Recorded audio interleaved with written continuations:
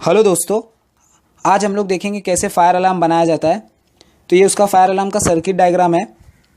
ये देखिए, ये आईआर रिसीवर है। जो आईआर रिसीवर होता है उसका इंटरनल रजिस्टर 2 मेगा ओहम के आसपास होता है। ये बहुत ही ज़्यादा है। अगर हम इसे गर्म करते हैं या इसमें हीट देते हैं तो इसका इंटरनल रजिस्टेंस कम हो जाता है, और इंटरनल रजिस्टेंस कंप्लीट होने की वजह से ये सर्किट पूरी कंप्लीट हो जाती है और बज़र बजने लगता है। तो चलिए इसे बना के देख लेते हैं। तो ये बैटरी क्लिप है। बैटरी क्लिप को बज़र के पॉजिटिव में कनेक्ट करेंगे।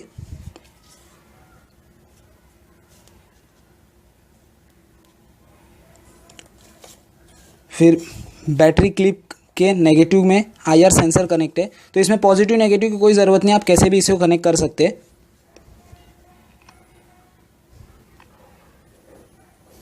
फिर आईआर सेंसर का नेगेटिव या कोई भी वायर आप बज़र के नेगेटिव में कनेक्ट कर दीजिए। ये सर्किट डायग्राम यहाँ पे कंप्लीट हो चुका है। यहाँ पे मैं बैटरी लगा देता हूँ।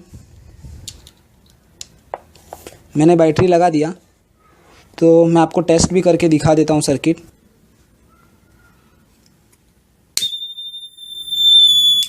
देखिए दोस्तों, अगर हीट लगता है आईआर सेंसर पे तो बज़र आवाज़ कर रहा है।